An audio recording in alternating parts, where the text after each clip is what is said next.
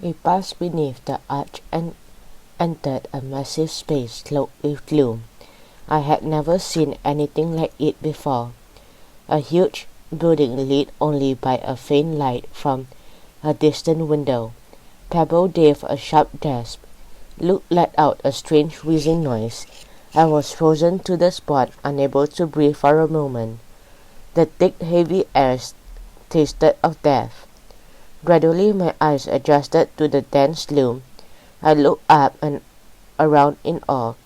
Galleries surrounded me on the three sides, levels of them, reaching high into the roof above. Along each gallery rows of cell doors marched into the distance. And there, right at the far end of the jail, on the topmost gallery, was the dim silhouette of the gallows. With a rope still dangling from the crossbeam, I felt a strange twinge around my neck. "Welcome to our prison," the guard said in a low voice, as though the dead might hear him. His stoop seemed to grow worse as he led across to the nearest cell. Its heavy iron doors stood open, a door that looked more than 20 centimeters thick, maybe even 30. I shuddered at the sight of it. Once a prisoner was locked in there, he had never get out. We crossed to inspect the narrow cell. It was little more than 2 meters long and less than 2 meters wide. The ceiling was high, really high, and left with it was a small bare window.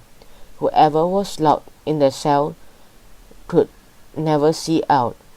An iron bed stood against one wall. Beside it was a rusty bucket. That was the toilet, the guard explained with a sneer. Every prisoner had their own bucket. Once a week they were allowed to carry it outside to the drain and empty it. Once a week? I was horrified. I bet it stank. The guard gave me a mocking stare. This was a jail, boy, not a 5-star luxury resort. But how could they eat their food with that filthy bucket in their room?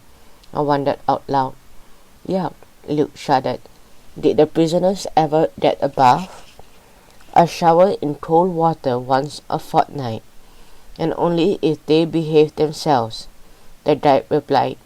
Nobody wanted to waste water on those poor unfortunates. Pebble inspected the walls. She pointed to a mass of scribbled messages. Some were in pencils, others in faded ink. Who wrote these? She wanted to know. The prisoners? Yes, and for which they were soundly punished. The guard gloated. You must remember that these wretches were locked away, unable to speak to another human being. Some of them went mad. Others tried to leave something behind for the next occupant of the cell.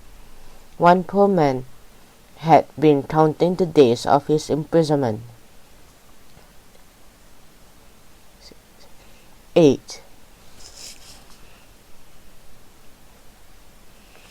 "1 week?"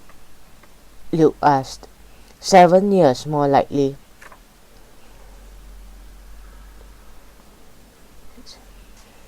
The guard corrected him.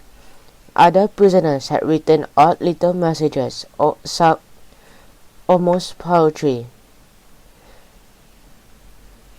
Some meant to be jokes. I am master of my fate. I have killed all those I hate.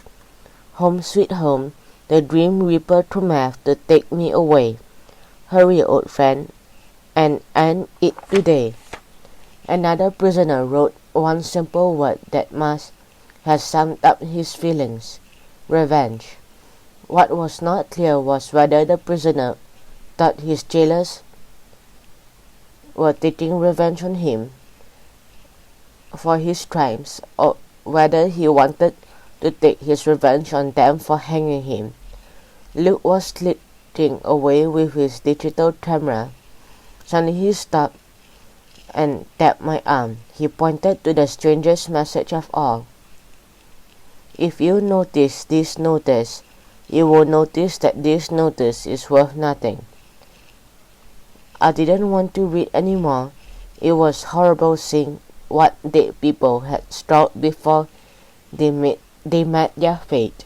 I turned away, either to leave the stifling little cell, either to breathe fresh air again, and let out the strangled shout. Ghosts.